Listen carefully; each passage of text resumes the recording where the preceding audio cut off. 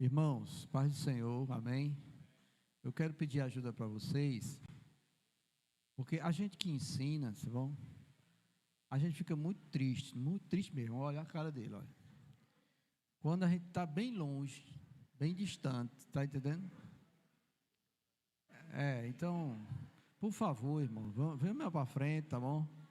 Por favor, porque a gente fica triste, né? A gente quer falar com vocês estão lá longe, aí a gente fica meio, sabe? A nossa alma fica abatida demais. A gente quase chora, irmãos. Então, porque a gente olha para aqui para frente e vê tudo vazio, é como se você estivesse falando para as almas. Misericórdia, né? Então, por favor, irmãos, amém?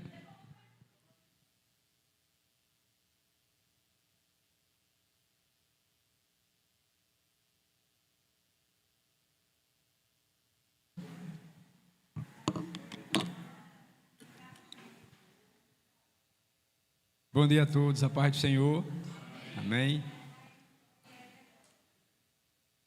Meus irmãos, louvado seja Deus por esse momento em sua presença, onde estamos aqui na Escola Bíblica Dominical para aprender um pouco mais daquilo que Deus quer falar conosco nessa manhã, através desse estudo, do profeta Malaquias.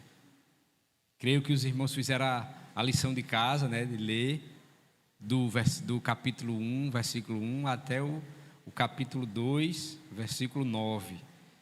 Se Deus assim nos permitir, hoje nós vamos estar aproveitando esses versículos nesse domingo.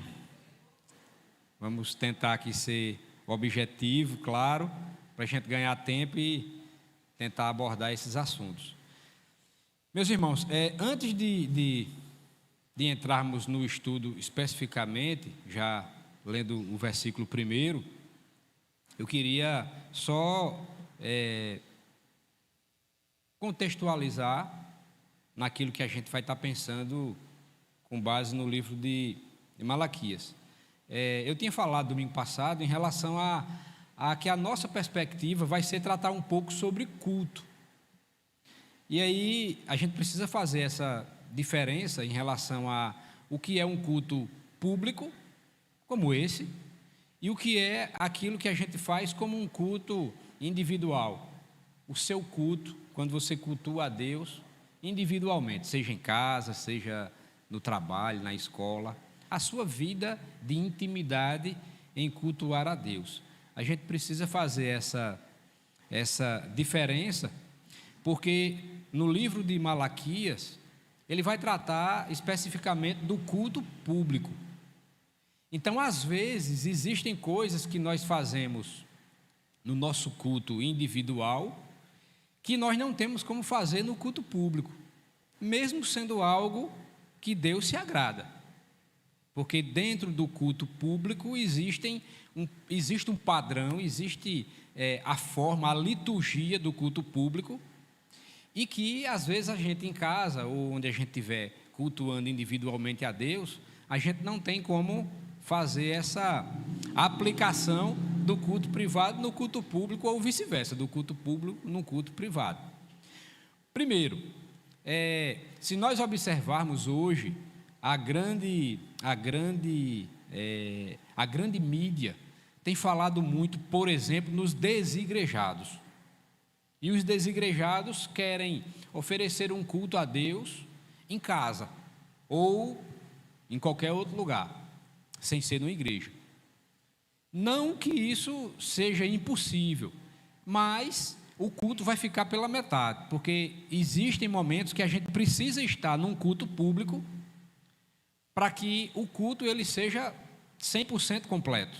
Um exemplo, no culto de ceia, quando todos nós estamos reunidos aqui, eu não teria como fazer um culto de ceia eu sozinho na minha casa. Eu preciso estar no culto público para participar de um culto de ceia. Então, só esse exemplo já seria suficiente para a gente entender que eu não posso deixar de cultuar a Deus num culto público. Por isso que eu preciso estar na igreja. Então, a gente precisa fazer essa diferença do que é culto público, do que é culto privado, porque a gente vai usar muito essa ideia no livro de Malaquias.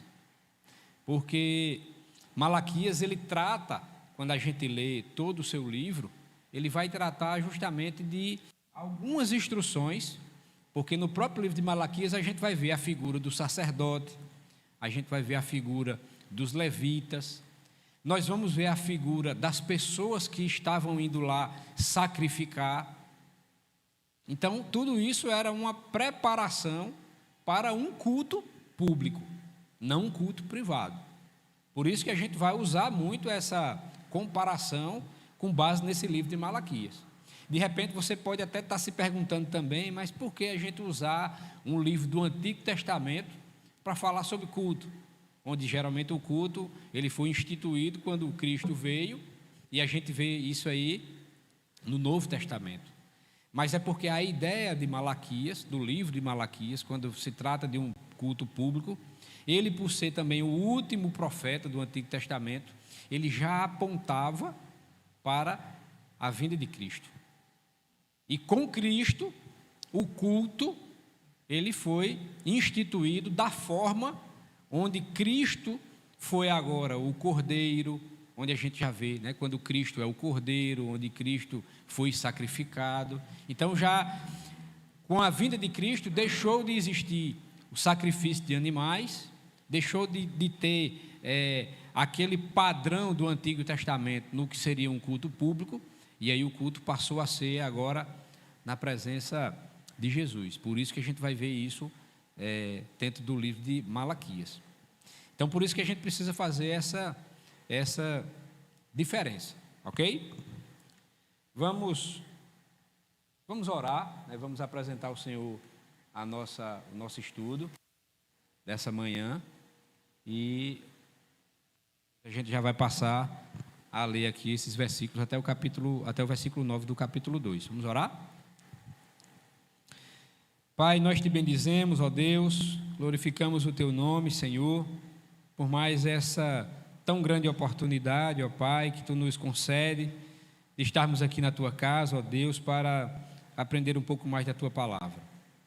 Coloca no nosso coração, Senhor, temor, tremor, alegria, ó Pai, porque nós estamos aqui com um único objetivo, Deus, de aprender a tua palavra, de te cultuar, ó Deus.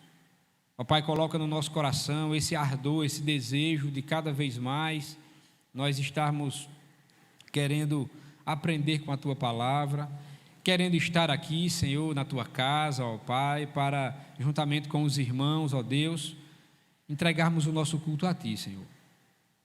Nos abençoa, Senhor, abre a nossa mente, o nosso coração, abençoa cada irmão, cada irmã que aqui já chegou, coloca no coração daqueles que nessa manhã não estarão aqui conosco, também essa vontade, esse desejo de estarem aqui para juntos, ó Deus, nós aprendemos um pouco mais da Tua palavra. Me abençoa, Senhor, coloca na minha boca não aquilo que eu quero falar, mas aquilo que Tu já falaste ao meu coração, e que isso, ó Deus, sirva de lição tanto para a minha vida como a vida dos meus irmãos, Senhor. Abençoa os irmãos que estão em casa, que estarão nos acompanhando através das redes sociais, ó Deus, e que também, assim como Tu nos alcança e fala conosco aqui, que também, ó Deus, Tu possas alcançar e falar com os nossos irmãos em casa, Senhor. Fica conosco, nos abençoa, nos prepara, Senhor. É assim que eu te oro e te agradeço, no nome de Jesus. Amém. Malaquias capítulo 1, a partir do versículo 1, queria que você pudesse abrir a sua Bíblia. Nós vamos estar lendo até o versículo 9 do capítulo 2. Diz assim a palavra do Senhor: sentença pronunciada pelo Senhor contra Israel por intermédio de Malaquias. Eu vos tenho amado, diz o Senhor, mas vós dizeis: em que nos tens amado? Não foi Esaú, irmão de Jacó? Disse o Senhor: todavia amei a Jacó, porém aborreci a Esaú, e fiz dos seus montes uma assolação, e dei a sua herança aos chacais do deserto. Se Edom diz: fomos destruídos, porém tornaremos a edificar as ruínas, então diz o Senhor dos exércitos: eles edificarão, mas eu destruirei. E Edom será chamado terra de perversidade, e povo contra quem o Senhor está irado para sempre. Os vossos olhos o verão, e vós direis: grande é o Senhor, também fora dos limites de Israel. O filho honra o pai, e o servo ao seu senhor. Se eu sou pai, onde está a minha honra?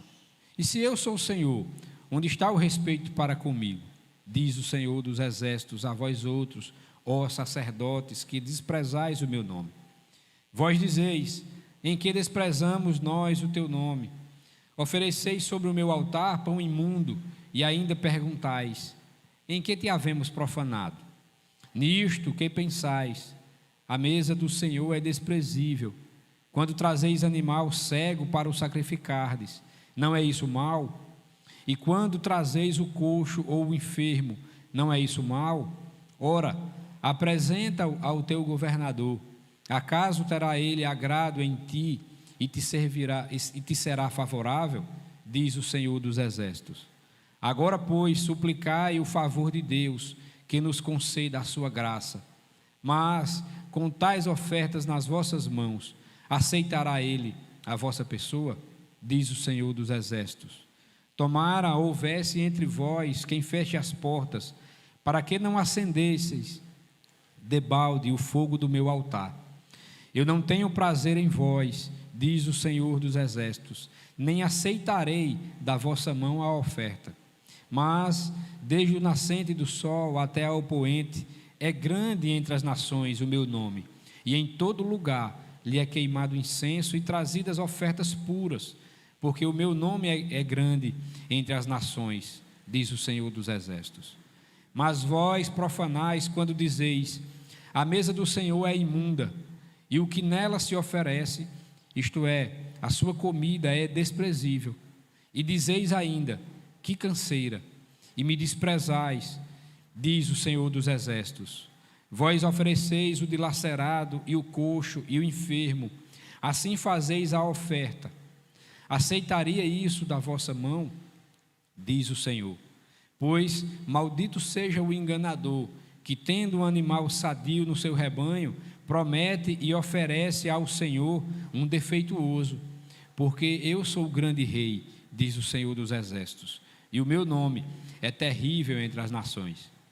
Agora, ó sacerdotes, para vós outros é este mandamento: se o não ouvirdes e se não propuserdes no vosso coração, dá honra ao meu nome, diz o Senhor dos exércitos, enviarei sobre vós a maldição, e amaldiçoarei as vossas bênçãos. Já as tenho amaldiçoado, porque vós não propondes isso no coração. Eis que vos reprovarei a descendência, atirarei excremento ao vosso rosto, excremento dos vossos sacrifícios, e para junto deste sereis levados. Então sabereis que eu vos enviei este mandamento, para que a minha aliança continue com Levi, diz o Senhor dos exércitos. Minha aliança com ele foi de vida e de paz, ambas lhe dei eu, para que me temesse com efeito. Ele me temeu e tremeu por causa do meu nome. A verdadeira instrução esteve na sua boca, e a injustiça não se achou nos seus lábios. Andou comigo em paz e em retidão, e da iniquidade apartou a muitos. Porque os lábios do sacerdote devem guardar o conhecimento, e da sua boca devem os homens procurar a instrução, porque ele é mensageiro do Senhor dos exércitos. Mas vós vos tendes desviado do caminho, e por vossa instrução tendes feito tropeçar a muitos. Violastes a aliança de Levi, diz o Senhor dos exércitos. Por isso também eu vos fiz desprezíveis e indignos diante de todo o povo, visto que não guardastes os meus caminhos e vos mostrastes parciais no aplicardes a lei. Amém.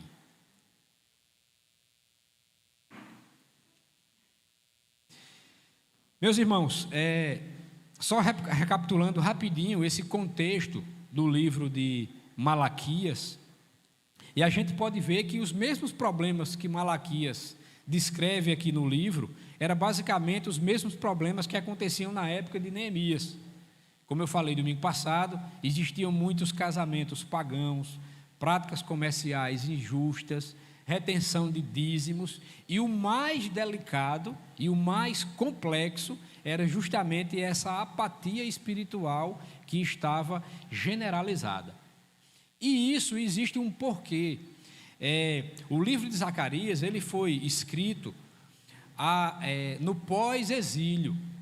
Era onde os israelitas que haviam sido dispersos, eles agora haviam voltado, porém num número muito pequeno, e após essa volta, eles voltaram praticamente, vamos dizer assim, com muitas misturas, principalmente naquilo que eles haviam aprendido ou até deixado de aprender enquanto estavam exilados. É aquela ideia de quando nós nos afastamos do Senhor, às vezes simpatizamos com coisas do mundo, e quando nós retornamos aos braços do Senhor, nós retornamos defeituosos, faltando alguma coisa. Então, basicamente, era o que acontecia, ou foi o que aconteceu com muitos israelitas que voltaram após esse exílio, o exílio babilônico. Então, essa apatia espiritual, ela chegou num momento onde o povo de Israel, eles que outrora haviam tido esse contato com o Senhor, havia percebido o quanto o Senhor amava aquele povo. Ora, nesse retorno, eles enfrentam muitas turbulências ali onde eles estavam habitando. Até porque, ao voltarem, eles agora estavam sob o domínio persa. E como é interessante a gente observar, porque esse domínio persa era um domínio, vamos dizer, que massacrava demais esse povo, os israelitas, através de altos impostos, através de uma carga de trabalho grande, através de opressão, através de perseguição. E tudo isso fez com que o povo caísse nessa apatia. E algo que é interessante a gente observar também, já que hoje se fala, por exemplo, em muito da teologia da prosperidade, mas a teologia da prosperidade, se a gente observar, basicamente ela começou nesse período. Por quê?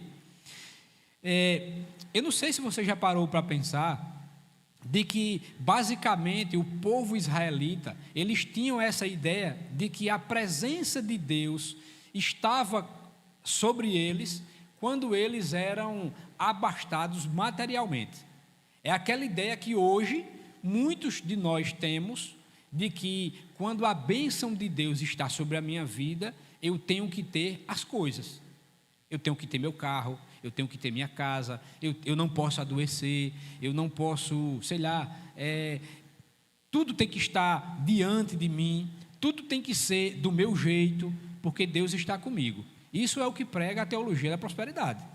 Por isso que às vezes a gente, até sobre essa questão de doença, para as pessoas que pregam a teologia da prosperidade, você não pode adoecer. Porque eles dizem o quê? Que Deus levou sobre si, ali na cruz, todas as nossas enfermidades. Então, se nós estamos adoecendo, no mínimo é porque nós estamos em pecado. Então, isso é praticamente algo que não pode acontecer para aqueles que são adeptos da teologia da prosperidade. Então, aqui, o povo israelita, eles também tinham essa visão de que o fato de Deus estar com eles, eles tinham que ser um povo abastado, até porque Deus havia prometido. Mas a gente precisa entender que quando Deus promete que o seu povo será abençoado, em nenhum momento Deus coloca nas entrelinhas que será abençoado com bênçãos materiais. Não estou dizendo que isso não pode ser também uma forma de Deus nos abençoar. Porém, não é a única forma. Só que para esse povo, a ideia é que tinha que ser dessa forma. Então, eu tinha que ser abastado, porque Deus está comigo. Então, quando eles voltam pós-exílio e encontram essa situação, o que é que esse povo começa a pensar? Deus não está comigo. Porque se Ele estivesse comigo, eu não estaria sofrendo, eu não estaria pagando altos impostos, eu não estaria sofrendo perseguição, eu não estaria assim, eu não estaria assado. Então, automaticamente, o povo começa a entender que Deus outrora havia prometido que estaria com o seu povo, e se tudo isso está acontecendo na minha vida, ou na vida desse povo, então eu só posso chegar à conclusão de que Deus não está comigo. E quando a gente traz para o nosso contexto hoje, às vezes é assim também. Tudo na minha vida está dando errado, nada tem dado certo, Deus parece que se esqueceu de mim. Geralmente a gente também pensa assim, porque nós somos tendenciosos a só ver a bênção de Deus em algo palpável.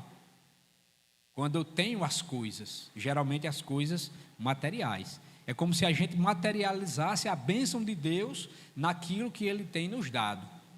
E aí, às vezes, a intenção que às vezes nós temos de vir ao culto, por isso que esse livro ele trata nesse contexto também, é basicamente aquela de eu ir ao culto, mas ir atrás do Deus das bênçãos.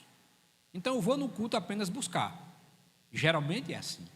E aí a gente começa a tratar a Deus como o gênio da lâmpada, né? Onde a gente esfrega lá e vai sair, e ele vai dizer, faça aí 3 pedidos, e às vezes a gente vai dizer, mais um pouquinho, só 3, né? Eu tinha tanta coisa para pedir, às vezes 3 pode não dar. Pronto, é basicamente assim que a gente trata Deus hoje, porque a gente vai ao culto, a gente entende a gente como igreja, no contexto, a gente quando vai a Deus, a gente vai mais para pedir do que para entregar.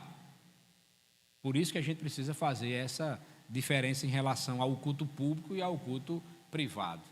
E aí, por isso que a gente também precisa pensar em qual a nossa intenção de buscar a Deus, de ir para o culto ou de vir ao culto, de cultuar a Deus na nossa casa, no nosso trabalho, na escola, onde quer que a gente esteja. Qual é a nossa intenção de buscar a Deus, de seguir a Deus, de entregar o nosso culto a Deus? Nós precisamos colocar essa pergunta aí como reflexão praticamente diariamente na nossa vida. Qual é a minha intenção de seguir a Cristo, de buscar a Cristo? Será que eu vivo em função apenas de que Deus vai me oferecer bênçãos e só isso e pronto? Ou eu preciso de seguir a Cristo simplesmente pelo fato de que Ele me salvou? Que eu creio que não teria bênção maior do que a bênção da salvação. Então a gente precisa começar a pensar assim. E é isso que esse povo, eles nesse contexto de apatia espiritual generalizada, chegou a pensar assim com Deus.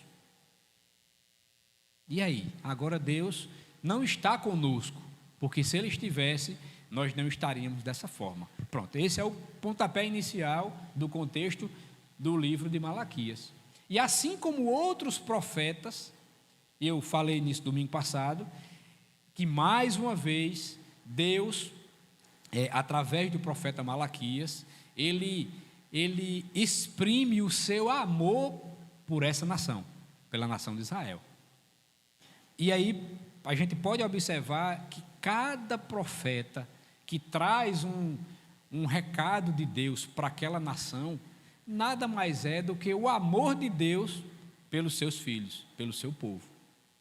Imagina, se Deus não nos amasse, Ele nem estaria aí, né?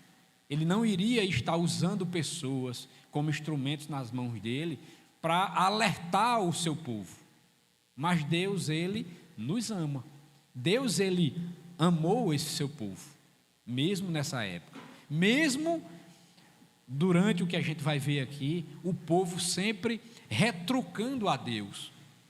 E se a gente parar para observar também, assim como esse povo fez, hoje, às vezes a gente também faz. Às vezes a gente coloca Deus no canto da parede e exige algo de Deus, porque Deus não está agindo na nossa vida como a gente queria que Ele estivesse. E você coloca Deus no canto da parede e diz: mas Senhor, né, por que isso, por que assim, né, porque o Senhor não está fazendo isso que eu quero, que eu tenho tanto pedido e tal. Porque hoje nós vivemos numa cultura imediatista, de que é mais ou menos assim: a gente ora de manhã e a gente dá o prazo a Deus para que até o final do dia aquela nossa oração seja atendida. Nós não temos paciência em esperar. Existem relatos bíblicos de pessoas que oraram, por exemplo, 25 anos por algo. Aí a pergunta para a gente teria condição de orar 25 anos por algo e aguardar pacientemente para que Deus pudesse derramar a sua bênção? Já que a gente vive hoje aí numa cultura fast food, né? Rápido, tudo muito rápido. Então, às vezes, Deus também nos prova através da nossa paciência. Nós temos que ser perseverantes. Esse povo também chegou nesse contexto, né, de achar que Deus já havia abandonado, porque as coisas estavam em desconformidade da qual o povo esperaria que estivesse. Mas aí a gente vai ver a partir de agora do porquê, né? Do porquê estava acontecendo isso e por que Deus levantou o profeta Malaquias mais uma vez, um outro homem de Deus, para trazer o recado à sua nação. Um outro detalhe que eu falei também no domingo passado, e a gente precisa entender, é justamente que o estilo linguístico do livro de Malaquias, ele é diferente dos outros, porque aqui vai existir uma conversa. E aí nessa conversa vão ter 3 personagens. De um lado o povo, do outro lado o profeta Malaquias, e do outro lado o próprio Deus. E geralmente a gente não vê esse estilo linguístico em outros livros. Às vezes, geralmente nos outros profetas, era quando Deus levantava algum profeta, passava o recado para aquele profeta, e o profeta ia lá e dava o recado. Pronto, né? Mas aqui não. Aqui a gente vê que existe uma tríade, né? Onde de um lado vai ter o povo, do outro lado vai ter o profeta, e do outro lado vai ter Deus. E o próprio Deus interagindo com o povo. E isso é interessante, né? Então, a partir do versículo 1, nós já podemos entender, quando nós lemos: sentença pronunciada pelo Senhor contra Israel por intermédio de Malaquias. E é interessante a gente pensar já nessa ideia dessa sentença, porque sentença, essa palavra no original hebraico, já é como algo que é um peso. Então a gente podia transformar essa palavra sentença em peso. Essa é a palavra, a tradução original no hebraico. E por que peso? Porque quando a gente olha para esse versículo primeiro, e se a gente fizer uma comparação do que é uma sentença hoje judicial, o que é uma sentença judicial? É quando o juiz, ele vai agora, depois de todo o processo, ele vai julgar e vai dar o seu parecer, né? Com base nas provas, com base naquilo que os advogados apresentaram, com base em toda aquela situação. E agora ele vai dar a sua sentença, né? E vai citar lá qual foi o resultado daquela causa judicial, daquela ação judicial. Então, da mesma forma aqui, essa palavra sentença, traduzida pelo original como um peso, é que aqui o próprio Deus disse o que realmente iria acontecer, ou seja, o peso para o povo de Israel. E a gente pode observar também nesse versículo 1, que ele se dirige exclusivamente ao seu povo, a Israel, né? Então ele diz, sentença pronunciada pelo Senhor, ou seja, foi o próprio Deus que sentenciou contra Israel, e agora ele cita no finalzinho, por intermédio do profeta Malaquias, certo?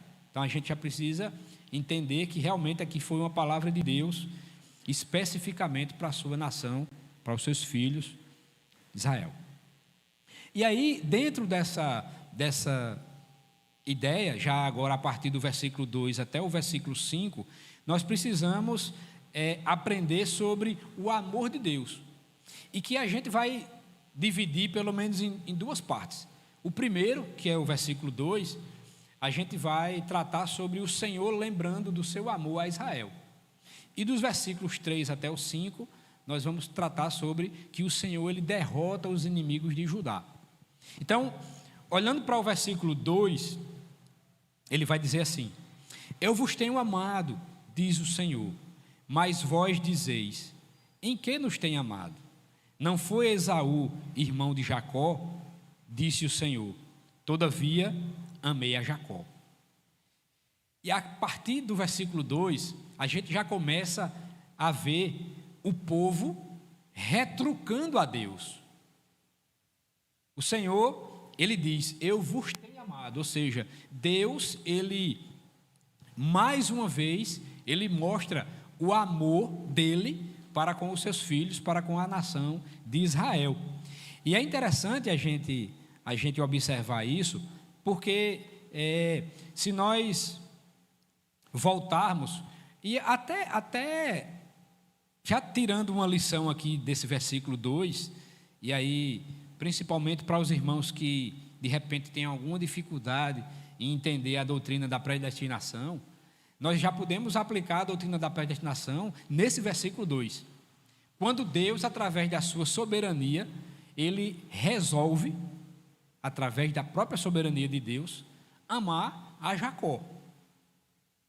E essa instrução de amar a Jacó, automaticamente é de amar o seu povo, porque através da descendência de Jacó, chegamos ao povo de Israel, o povo escolhido por Deus. Então Deus fez uma opção de amar a Jacó em detrimento ao seu irmão gêmeo Esaú.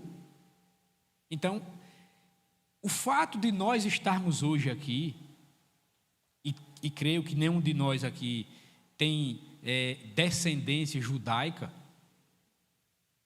e a gente já nesse ponto nós já podemos ver o próprio amor de Deus sobre a nossa vida, é que se não fosse por esse amor, nós não estaríamos aqui. Então, até por esse fato de um monte de tempo atrás, né? Desde da época do livro de Malaquias até hoje, se não fosse pelo amor de Deus, nós não estaríamos aqui. Então, até nisso, assim como ele também mostrou o seu amor a esse povo, ele também até hoje nos mostra o seu amor, porque o seu amor nos alcançou. O seu amor chegou até a mim e chegou até a você. Mesmo nós não estarmos nesse contexto lá, nem muito menos sendo judeus, né? Israelitas, povo escolhido de Deus, nação santa, no sentido do Antigo Testamento. Mas a graça de Deus, a misericórdia de Deus, o amor de Deus nos alcançou e por isso nós estamos aqui. Então, existe sim, e é basilar a doutrina da predestinação. Se você me perguntar, mas como? Por quê? Como é que Deus escolhe? Como é que Deus não escolhe? Aí eu não vou poder lhe responder, né? A minha mente é finita, é limitada, e eu não tenho como entender plenamente a mente de Deus. Não tenho como, né? Então, a gente vai só apenas entender que nós fomos predestinados, nós fomos eleitos, porque senão nós não estaríamos aqui. Então, Deus ele mostra o seu amor ao povo de Israel, quando ele justamente diz isso: eu vos tenho amado, diz o Senhor dos Exércitos, diz o Senhor, mas vós dizeis, em que nos tem amado? E meus irmãos, né? E dentro do contexto em que esse povo estava vivendo, como eu falei, altos impostos, opressão, perseguição, o povo disperso, a apatia espiritual já tomava conta de todos eles, E aquilo que eles imaginavam de que Deus deveria estar ali colocando a mão sobre eles para que eles fossem prósperos, como não estava acontecendo, eles retrucam dizendo: mas em que o Senhor nos tem amado? Se tudo na minha vida tem dado errado, como é que o Senhor tem me amado? Eu não consigo ver o seu amor na minha vida da forma que eu tenho vivido hoje. Se tudo vai errado, se tudo vai mal, então o seu amor com certeza não está comigo. Era assim que esse povo pensava. E aí é por isso que Deus ele diz, né? Diz a sentença e automaticamente já começa a explicar de que quando ele fala assim: não foi Esaú, irmão de Jacó, disse o Senhor, todavia amei a Jacó. Então Deus escolheu esse povo em detrimento a Esaú. Foi uma escolha soberana de Deus. Se a gente puder pensar um pouco, quando Rebeca estava grávida e que ela entendeu e viu, né, de que por aquela visão que foi dada a Rebeca em relação aos filhos que estavam no ventre, e aí foi dito que estariam lá 2 filhos, e de que ali já havia colocado sobre ela uma profecia da qual os 2 ao nascer, o que é que iria acontecer. E aí o primeiro que nasce foi Esaú, que seria o primogênito. Logo após vem Jacó, e a Bíblia cita até com detalhe de que Jacó veio segurando o calcanhar de Esaú, e por isso o nome, né, suplantador, o nome Jacó. E é a ideia de que na própria visão, na própria, vamos dizer, profecia, é dito que o menor, né, será senhor do maior, fazendo alusão de que Jacó seria senhor de Esaú, mesmo Esaú sendo o primogênito.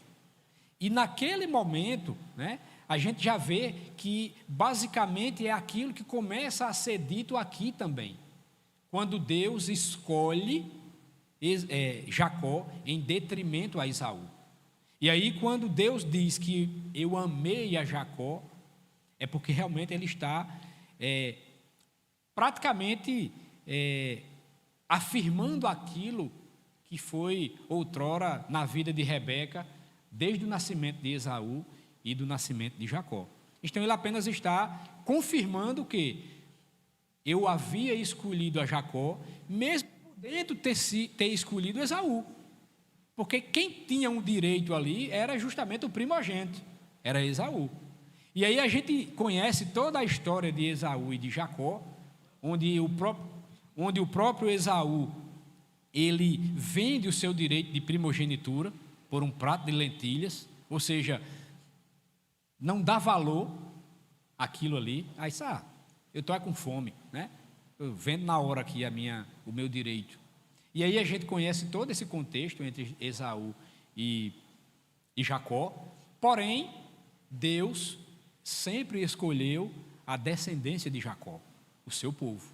E era esse povo da qual Deus estava dizendo: eu amei a Jacó, eu escolhi a Jacó e toda a sua descendência. Então é por isso que é a forma que eu tenho de expressar o meu amor a vocês. E ainda vocês me perguntam em quem o Senhor nos tem amado. E às vezes a gente também faz isso com o próprio Deus, mas simplesmente aqui é pela soberana liberdade do próprio Deus em querer escolher. Foi uma escolha de Deus. Eu escolhi e amei a Jacó e toda a sua descendência.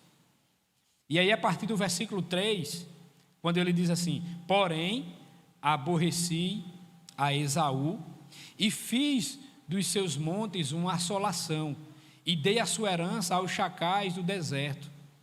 Versículo 4 ele diz assim: se Edom diz fomos destruídos, porém tornaremos a edificar as ruínas.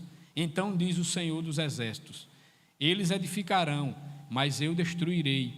E Edom será chamado terra de perversidade, e povo contra quem o Senhor está irado para sempre. Versículo 5: os vossos olhos o verão, e vós direis: grande é o Senhor, também fora dos limites de Israel. E do 3 ao 5, nós já entramos nesse outro ponto, que é onde ele trata de que o Senhor derrota os inimigos de Judá. E é importante a gente observar que nessa época em que o profeta Malaquias traz essa mensagem de Deus ao seu povo Israel, basicamente os edomitas, que eram o povo descendente de Esaú, eles já, como nação, praticamente eles já não existiam. Deus já havia, durante todo o curso da sua história, destruído esse povo, os edomitas, os descendentes de Esaú. Então, aqui, era como se fosse alguns sobreviventes, alguns remanescentes desse povo, que ainda estavam presentes, mas não como nação, não como um povo com uma grande quantidade. Então, quando Deus trata a partir do versículo 3, principalmente quando ele diz que fiz dos seus montes uma assolação e dei a sua herança aos chacais do deserto, é basicamente nesse versículo 3, em que o próprio Deus já diz que aquele povo, os edomitas, os descendentes de Esaú, praticamente já não existiam. Praticamente foram destruídos pelo próprio Deus. Por isso que o subtema seria: o Senhor derrota os inimigos de Judá.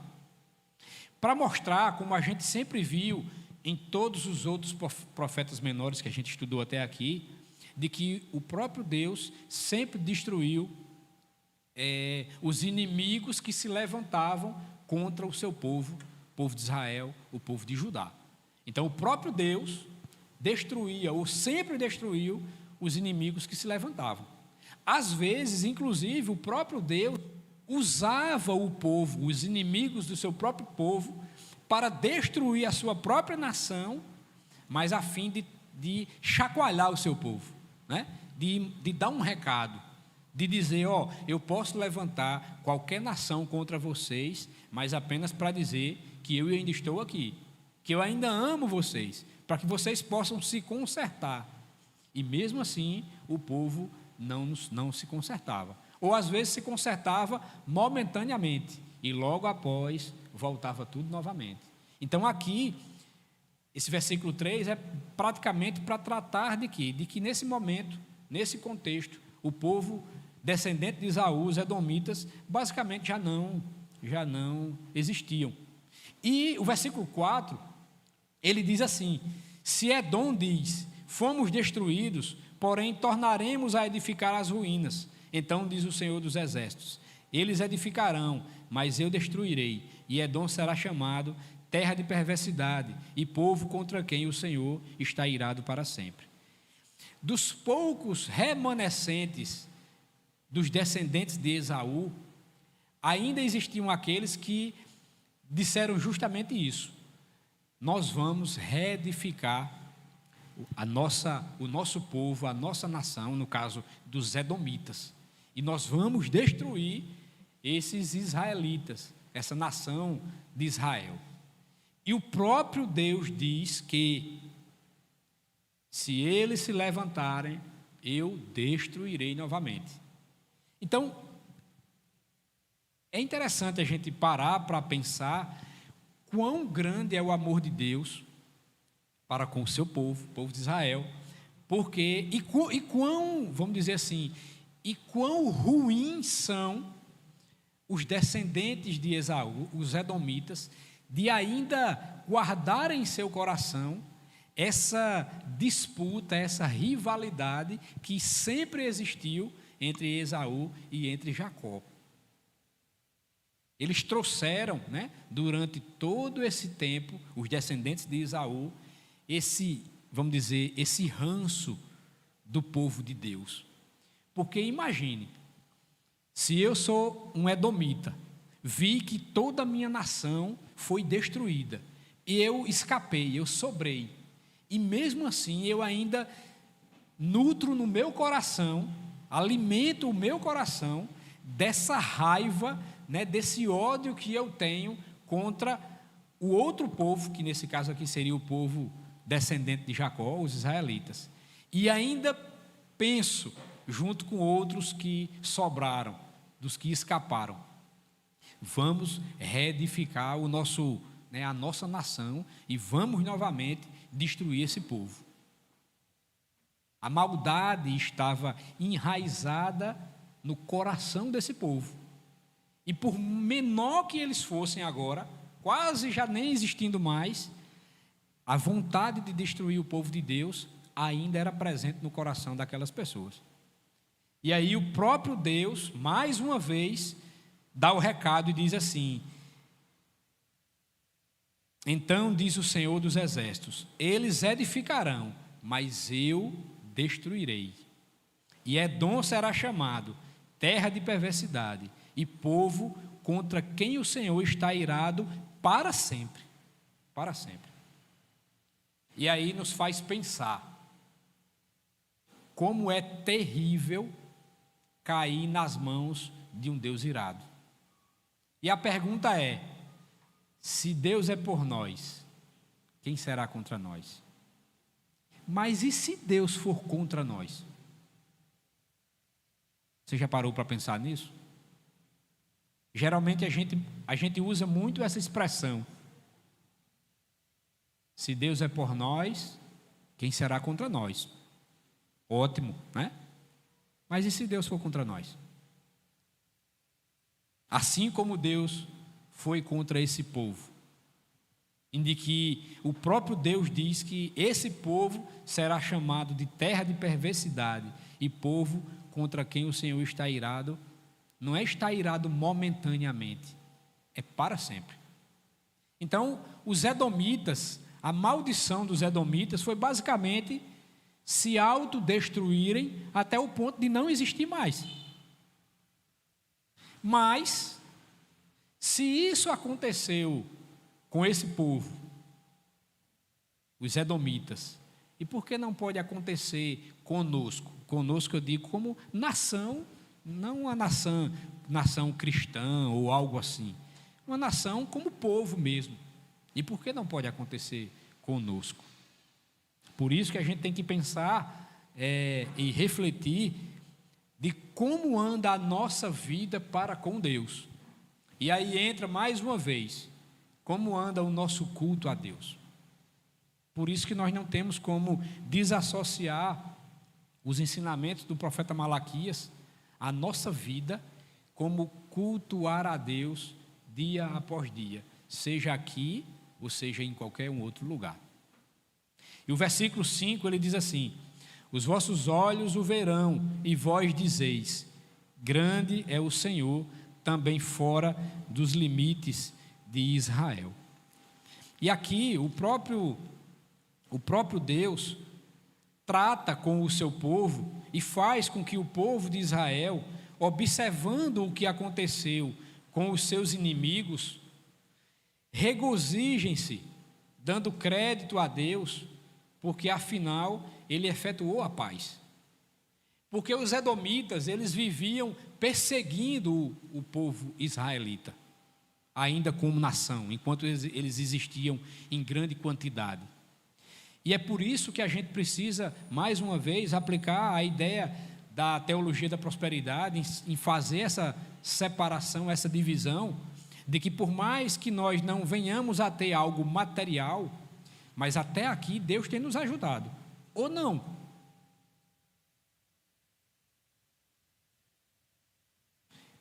O Brasil, agora, recente, ele voltou ao ranking de um país onde a fome tem assolado muita gente, muita gente. É o que mais a gente tem visto, né? Campanhas e mais campanhas de doação de donativos, de cesta básica para atender um monte de pessoas aí ao redor do Brasil. E a pergunta que eu faço: dos irmãos e irmãs que estão aqui, pouco ou muito, mas Deus, eu tenho certeza, que tem colocado o alimento na nossa mesa, ou não. Eu não tenho que ter um carro do ano, o último modelo, o mais caro do Brasil, para dizer que Deus está presente na minha vida. São nesses simples detalhes, onde a gente olha para uma grande parte da nossa nação e que não tem um prato de feijão com arroz e carne, seja lá um pedacinho de carne, e a gente tem em casa. Por mais que isso seja trivial, por mais que isso aconteça na nossa vida todos os dias, os 7 dias da semana, mas muita gente não tem, ou só tem uma vez na semana. E Deus tem cuidado de cada um de nós. Então eu não tenho que ver algo muito grande para dizer que Deus cuida de mim e cuida de você. E esse povo não via isso. Quando Deus livrava o seu povo dos seus inimigos e trazia a paz, mesmo assim esse povo com o coração endurecido não via. Eles olhavam para as questões exclusivamente materiais. Então, se tudo não está do jeito que eu quero, eu só posso chegar à conclusão que Deus não está comigo. Mas não é assim. Não é assim. Nós ainda estamos passando por um período delicado, ainda com a presença da pandemia, mas já tivemos num momento mais delicado ainda, onde pessoas queriam poder respirar, e mesmo comprando o ar, muita gente morreu. O problema não era nem dinheiro, para as pessoas que tinham como comprar o ar, um botijão daquele de oxigênio, e muita gente morreu. Então o problema não era dinheiro. Mas eu tenho certeza que para aquela pessoa que tinha muito dinheiro, se você perguntasse a ela quanto você queria ou quanto você pagaria para que agora você pudesse respirar sem a ajuda desse balão de oxigênio, provavelmente a pessoa podia até dizer: eu daria tudo. Mas nem comprando o ar, que a gente está aqui nesse momento recebendo de graça, as pessoas ainda tinham esse coração endurecido. Então, se a gente fosse tratar daqui de coisas às vezes que a gente não vê, mas que a gente sabe que Deus está conosco, a gente passaria o resto do dia. Deus cuida de cada um de nós. Então, as pessoas aqui no versículo 5, o recado que Malaquias trouxe era justamente esse, para que Israel pudesse observar o que aconteceu com os seus inimigos, os edomitas, em que Deus destruiu, para que nesse momento eles estivessem em paz. Mas nem assim esse povo amolecia o seu coração. Então esse é o segundo ponto. O Senhor derrota os inimigos de Judá. E aí, entrando agora para o nosso segundo momento, nós vamos ver que Deus, ele manda agora um recado específico para os sacerdotes. E aí a gente poderia dividir em que, no primeiro momento, versículo 6, o Senhor é Pai e Senhor de todos. E num segundo momento, do versículo 7 até o versículo 9 do capítulo 2, nós vamos entender como os sacerdotes desprezavam o nome do Senhor. E dentro dessa subdivisão, dessa segunda parte, nós ainda vamos ver 2 pontos, se der tempo. Em que e como eles estavam desprezando o nome do Senhor. E aí a gente vai ver que do 7 ao 14, eles estavam oferecendo sacrifícios impuros. E do 2, no capítulo 2, do 1 ao 9, os sacerdotes estavam deixando de ensinar da forma correta. Então, a partir do versículo 6, só vendo essa primeira parte, o Senhor é Pai e Senhor de todos. Diz assim: o filho honra o pai, e o Senhor e o servo ao seu senhor. Se eu sou o pai, onde está a minha honra? E se eu sou o Senhor, onde está o respeito para comigo? Diz o Senhor dos exércitos a vós outros, ó sacerdotes, que desprezais o meu nome. Vós dizeis: em que desprezamos nós o teu nome? E mais uma vez aqui, a gente vê esse povo de coração endurecido, de uma apatia espiritual que já estava agora generalizada, porque já chegou nesse momento aos sacerdotes. E aí agora são os próprios sacerdotes que dizem assim: em que nós temos desprezado o teu nome? E aí quando a gente para pensar qual era o papel e qual a figura de um sacerdote nesse contexto, era praticamente a pessoa pela qual o seu povo, através dele, se relacionava com o próprio Deus. Então imagine aí, né? Você como sacerdote, e só você teria essa possibilidade de se achegar a Deus. Você seria aí um intermediário para trazer os recados de Deus ao seu povo, as instruções de Deus para o seu povo. Então, dentro desse conceito de estrutura sacerdotal do Antigo Testamento, humanamente falando, você era o último da linha, né? Assim, o primeiro, vamos dizer, era o do topo, porque depois de você só teria o próprio Deus. Então você era quem intermediava qualquer instrução de Deus diretamente a seu povo. Então era aquela ideia de que você não era qualquer pessoa. Entenda o que é que eu estou querendo dizer, né? No sentido humano, todo mundo era igual, mas você havia sido escolhido por Deus dentro da casta, né? Da tribo, que geralmente eram muito voltados à tribo de Levi, à tribo de... eram aquelas que, através do próprio sacerdócio, eram escolhidos pelo próprio Deus para ser esse intermediário entre Deus e o povo. Então, nesse momento, a pergunta de Deus em relação aos sacerdotes era que ele faz uma simples comparação, quando ele diz assim no início do versículo 6, o filho honra o pai, e o servo ao seu senhor. Se eu sou o pai, onde está a minha honra? Se o povo de Israel tinha o próprio Deus como o seu pai, eles não estavam honrando o seu pai como deveriam. Até porque ele trata também da ideia do servo, e quando o Senhor ele adquiria um servo, ou comprava o servo, aquele servo ali, a partir daquele momento da compra, era exclusivamente daquele senhor. Então, tudo que o seu senhor deveria pedir para que o seu servo fizesse, o servo teria que fazer, porque ele havia sido adquirido ou comprado pelo seu senhor.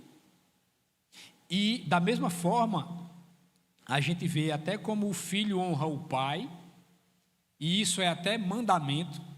A gente até já tratou aqui, acho que eu até já preguei nesse texto lá em Efésios, a gente tratou sobre isso aqui, de que o filho deve honrar o pai, porque é o primeiro mandamento com promessa. Porque ao honrar o pai, o próprio texto lá em Efésios vai explicar de que os dias são prolongados.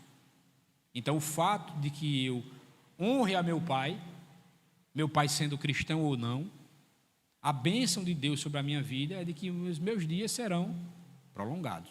Então, aqui, ele também usa essa figura de comparação, de que se o sacerdote, se o povo trazia na sua mente de que Deus era pai, cadê a honra? Porque o seu povo não estava honrando o seu pai, que era o próprio Deus. E aí não estavam honrando o seu pai, porque a apatia já havia tomado conta do coração dessas pessoas. E aí, como a gente vai ver no decorrer do texto, eles já estavam fazendo de qualquer jeito. E aí volta mais uma vez para que a gente possa refletir, como é o nosso culto a Deus? Será que ele está sendo feito de qualquer jeito? E a pergunta para mim e para você, nós temos honrado o nosso pai? Pai aqui no sentido de Deus ser meu pai? Será que nós temos honrado? Por isso que ele diz, né? E o povo, a distância do amor desse povo para com Deus era tão grande que os próprios sacerdotes que haviam sido levantados para instruir o seu povo, eles diziam assim: e em que nós temos desprezados o teu nome? Aqui era basicamente o cinismo dos sacerdotes. E olha que aqui está sendo tratado exclusivamente com os sacerdotes, e mais ninguém. Então eram pessoas que eram entendidas, vamos dizer assim. Não estavam falando aqui com leigos, mas estavam falando com as pessoas que haviam sido levantadas para o trabalho de Deus. E qual era o trabalho dos sacerdotes? Tanto dos sacerdotes como dos levitas. O culto no Antigo Testamento era basicamente, vou usar uma palavra aqui bem, era basicamente uma matança de animais, porque tudo era sacrifício. Então, tanto os sacerdotes como os levitas, eles eram responsáveis de inspecionar os animais que eram trazidos para o sacrifício. Então imagina o trabalho que esses homens tinham durante o dia em inspecionar a quantidade de animais que eram trazidos ali para serem sacrificados, tanto os levitas como os sacerdotes. Então não parava, né? Era chegando animais e mais animais, e lá eles olhavam, inspecionavam os animais, e os levitas iam lá e fazia todo aquele procedimento, né, de sacrificar o animal, de tirar os excrementos, né, que nada mais é do que, numa linguagem nossa aqui, tirava as tripas, o fato, saía limpando tudo lá e tal, para separar aquela parte que seria queimada como sacrifício, oferecida a Deus pelo pecado da nação. Então imagina, né, o grande trabalho que esses homens tinham, tanto os levitas como os sacerdotes.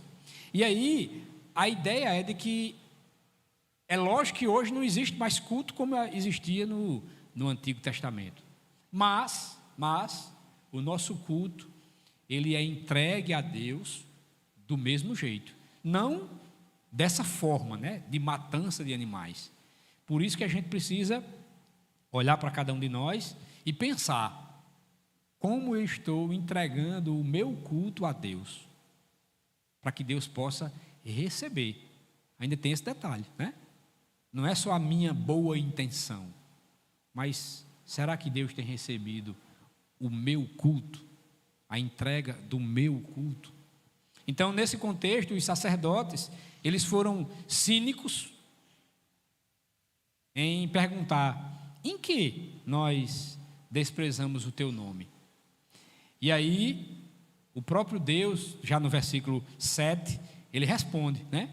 Ele diz assim: ofereceis sobre o meu altar pão imundo, e ainda perguntais: em que te havemos profanado? Nisto que pensais, a mesa do Senhor é desprezível. E às vezes a gente faz isso também com Deus, né? Em perguntar: mas Deus, né? Eu tenho ido aos cultos, eu tenho orado, eu tenho lido a tua palavra e quero simplesmente uma coisa, e faz tanto tempo e o Senhor não tem me concedido. A gente precisa pensar e refletir como anda o meu culto e o seu culto, do porquê Deus não tem respondido. É bom a gente também pensar assim, né? O que é que eu estou fazendo que Deus não tem dado ouvido às minhas orações, à minha vida, da forma que eu tenho me portado? A gente também precisa fazer isso, e não só apenas culpar a Deus, porque a culpa está em nós. Foi assim que eles fizeram. E essa ideia de que, quando Deus fala aqui no versículo 7, de que ele diz que sobre o meu altar eles têm oferecido pão imundo. Existia dentro do sacrifício e dentro do altar do Senhor, existe o que os sacerdotes tratavam como os pães da propiciação.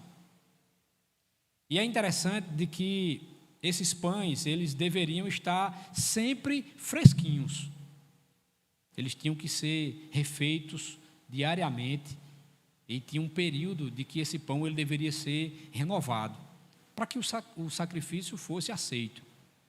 E nesse momento, os próprios sacerdotes, eles não estavam nem aí. É como se o pão já tivesse passado 1 semana, 2 semanas. Homem, deixe isso aí. Eles já não estavam nem preocupados em renovar o pão, para que aquele pão fosse colocado ali em sacrifício ao Senhor. Era aquela ideia de que a gente volta para aquela palavrinha lá, apatia espiritual. Chegou num ponto que eles estavam ali basicamente por obrigação. E quando a gente pensa assim, de ir para a igreja, de ir para o culto, apenas com uma obrigação, a gente não está diferente deles em nenhum momento, só o tempo. Eles viviam nesse contexto e a gente hoje vive no século XXI, somente. Mas aqui, a mente, mesma coisa. Eu vou para a igreja hoje só para cumprir tabela mesmo. Faz de conta que só para o pessoal ver que eu estou lá e pronto. Já está ótimo, né? Cuidado, para que a gente não possa cair nesse mesmo erro aqui. O nosso culto ele tem que ser vivo. Não estou dizendo que a gente vai chegar aqui e dar pulo e tal, e bater palma. Não, faz parte do culto, né? Mas não é essa questão de que o meu culto, para ser vivo, eu vou ter que bater palma, vou ter que gritar, vou ter que pular e parar. Pode ser até uma expressão corporal daquilo que eu sinto quando estou na presença de Deus, e não está errado, não. Mas qual é a minha intenção de ir ao culto? Será que eu estou indo ao culto com as intenções corretas? Ou será que Deus, ou não tem passado nem desse teto aqui, o meu culto para com Deus? Então era assim que acontecia com esse povo, né? E aí, nesse contexto, o próprio Deus ainda dizia: para vocês é como se a mesa do Senhor ela fosse desprezível. Era como se hoje eu viesse para um culto, sentasse aí, ouvisse tudo, ok, beleza, muito boa a palavra, e voltasse para casa e pronto. E ficou no vácuo, né? Ficou no vazio. Eu não vou usar isso para nada. Foi muito boa, a palavra foi muito boa e pronto, só, né?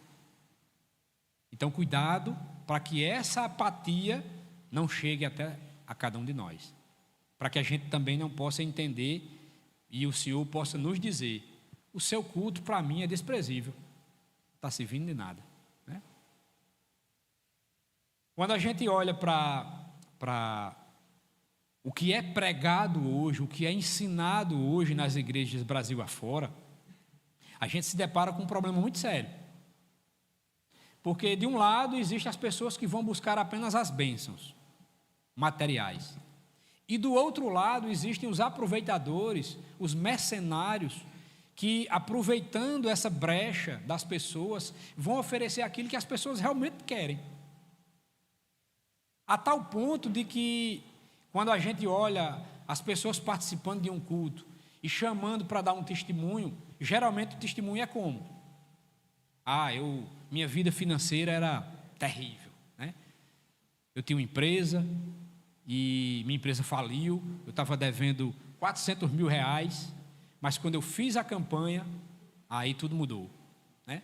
Paguei minha dívida, tenho 2 carros importados, né? Hoje retornou a minha empresa, tenho muitos funcionários e estou aqui para contar a bênção. Pronto, foi isso que Deus fez na minha vida. Pronto, geralmente é assim, né? E aí ainda chega ao ponto de que eu vendo um vídeo um outro dia, depois de vários testemunhos mais ou menos assim, chegou uma mulher e o pastor lá, né? Conte aí a sua bênção. E a mulher disse: pastor, Deus me salvou, pastor. Amém. Deus me tirou da vida que eu vivia, de pecado, de prostituição, e como eu sou grato a esse Deus. Amém. O que mais, irmã? Não, eu queria só dizer isso mesmo, que Deus me salvou. Mas conta a bênção, irmã. A gente está esperando a irmã contar a bênção. A bênção é essa aí, pastor. Não tenho mais nada para contar. Porque faltou dizer o quê? Sei lá, que eu abri uma empresa, que eu tenho muito dinheiro, que eu tenho um carro importado. Então, o que as pessoas têm passado, assim como essas pessoas aqui do Antigo Testamento, que ainda tinham o resultado da presença de Deus na vida deles, tinha que vir acompanhado de bênçãos materiais. Então, se a gente acha que a teologia da prosperidade é coisa nova, não, já tinha aqui. Só que de um outro prisma, né? De um outro contexto, de uma outra forma. Hoje a coisa já ficou mais moderna, né? Mas já existia aqui. As pessoas tinham que, para comprovar a presença de Deus, tinha que vir acompanhado de bênçãos materiais. E aí o versículo 8, ele diz assim, aí ele ainda continua, né? O próprio Deus continua dizendo o porquê, né? Quando trazeis animais cegos para o sacrificardes, não é isso mal? E quando trazeis o coxo ou o enfermo, não é isso mal? Ora, apresenta-o ao teu governador. Acaso terá ele agrado a ti, em ti, e te será favorável? Diz o Senhor dos Exércitos. Agora, pois, suplicai o favor de Deus, que nos conceda a sua graça, mas com tais ofertas nas vossas mãos, aceitará ele a vossa pessoa, diz o Senhor dos Exércitos. Do versículo 8 até o versículo 9, a gente vai entender aqui de que qual era a forma que as pessoas, os sacerdotes aqui no caso, desprezavam o nome do Senhor. Já pensando a partir do versículo 7, oferecendo sacrifícios impuros. E aí a gente já a hora vai embora, né? E o que a gente tinha planejado para hoje não vai dar tempo, mas vamos lá, até pelo menos o primeiro toque, pelo menos essa parte aí. Então, oferecendo sacrifícios impuros, quando ele cita trazendo um animal cego, trazendo um animal coxo, enfermo, terá ele agrado em ti? Será que esse tipo de sacrifício é favorável a Deus? E aí, eu tinha até citado domingo passado, de que esse tipo de animal, ele não servia para o dia a dia, até comercial. Se as pessoas que estavam levando os seus animais para serem sacrificados, levassem esse tipo de animal, o papel do levita e o papel do sacerdote era inspecionar. E na hora que ele olhasse lá, né, e que não estivesse de conformidade da qual Deus tinha dito qual era o padrão para que aquele animal pudesse ser oferecido como sacrifício, qual era o papel dele, a atitude dele? Não, esse aqui não serve não, pode voltar. Mas não era isso que estava acontecendo, porque a apatia já havia tomado conta até dos sacerdotes. Então era como se eles fizessem vista grossa para o tipo de animal que estava sendo trazido ali para ser oferecido como sacrifício. Então vinha animal aleijado, coxo, doente, dilacerado, de todo jeito. Porque as pessoas também, e aqui já entra a ideia de que o povo de Israel também, aí já não é só mais os sacerdotes, as pessoas já haviam decidido o quê? Se eu tenho um rebanho, e se eu comercializo o meu rebanho, e sei que esse animal, que de repente está doente ou é defeituoso, eu não vou conseguir vender, e se eu não for conseguir vender, eu vou perder Por quê? Porque se eu for levar esse animal, isso deveria ser o pensamento correto, né? Se eu for levar esse animal para sacrifício, não vai passar pelo teste. Então, dancei com esse animal, vou ter que perder. Ou vou comer, sei lá, fazer alguma outra coisa. Só que aí, como o povo também viu essa frouxidão por parte dos sacerdotes, aí o povo pensou, já resolvido o problema, eu vou levar. Chego lá, eles estão fazendo vista grossa, e passa esse animal, e eu vou ficar com os meus animais bons, sãs, tudo perfeito, vou poder comercializar, então eu vou estar dando a sobra a Deus. E eu acho que Deus nem está vendo isso. O que vale é a intenção do meu coração. Não é assim às vezes que a gente pensa, quando vem para o culto? Não, o que vale...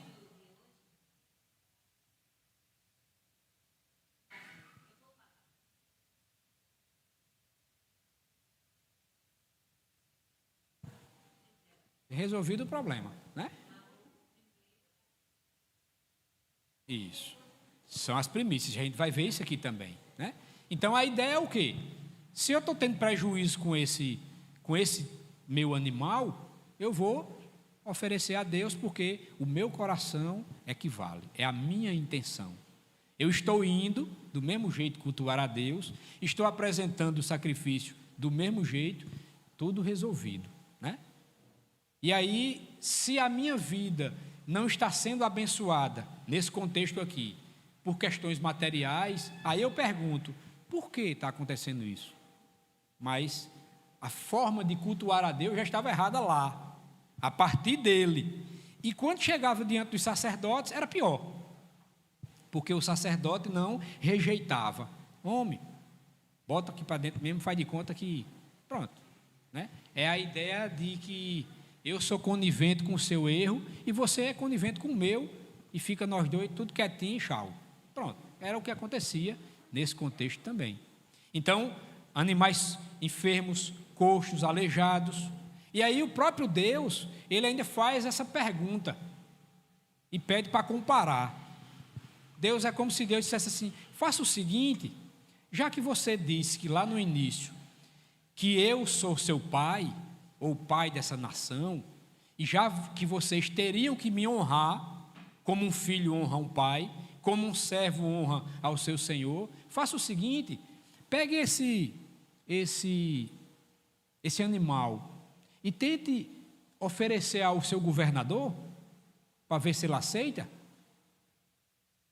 Aí a pergunta, quando nós vamos dar um presente a alguém, não vou nem falar da questão financeira. Um presente. Você dá o melhor ou o pior? Mesmo no que o seu dinheiro possa pagar. Mas você dá o melhor ou dá o pior a uma outra pessoa? A gente dá o melhor. Mas essas pessoas aqui estavam dando o pior a Deus. E mesmo assim, eu ainda estava chamando Deus de Pai. Então eu escolhia o pior, eu escolhia o resto, e aí eu dizia, pronto Deus, é seu, porque o que vale é a intenção do meu coração. Então quando ele faz essa comparação, pega e oferece lá ao governador, para ver se o governador vai aceitar.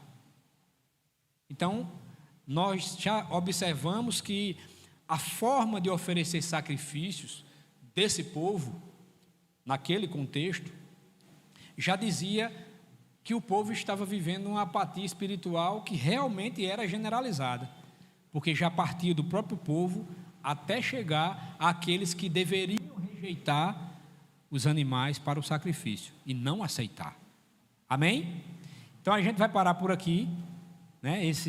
Ainda a gente vai do 7 até o 14, não deu para a gente ler todo, e no próximo domingo nós vamos tratar sobre como os sacerdotes desprezavam o nome do Senhor, ainda tratando sobre esse ponto aqui, de que eles desprezavam porque o povo estava oferecendo sacrifícios impuros.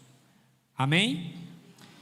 Que o Senhor nos abençoe, que o Senhor aplique a sua palavra no nosso coração, nos conceda graça, para que domingo após domingo, eu tinha dito que ia ser uns 4 ou 5 domingos, mas pelo jeito eu acho que não, mas Deus sabe todas as coisas.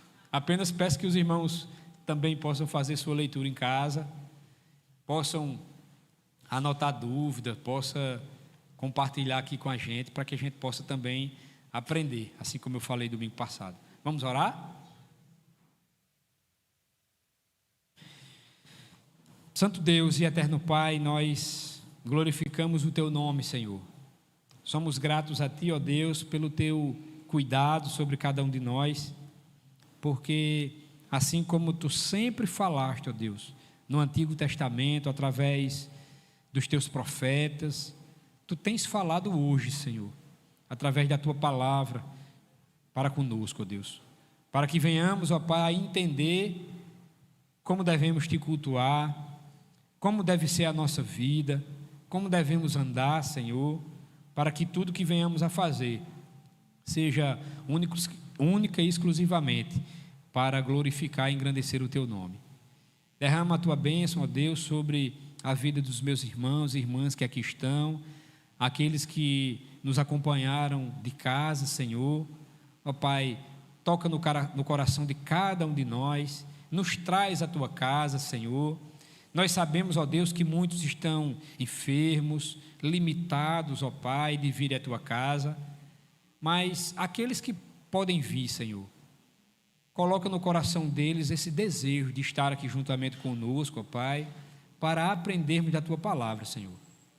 Não somos os detentores da verdade naquilo que nos tange a saber de toda a Bíblia, apenas que a palavra de Deus é a única verdade, mas nos traz aqui à Tua casa, Senhor, para que um, juntamente com o outro, e nós, como um corpo, venhamos a crescer na Tua graça e no Teu conhecimento. Nos capacita meus irmãos e irmãs, Senhor, e que domingo após domingo nós possamos estar aqui para aprender um pouco mais da Tua palavra. Nos abençoa, fica ainda conosco, Pai. É assim que eu Te oro e Te agradeço, no nome de Jesus. Amém.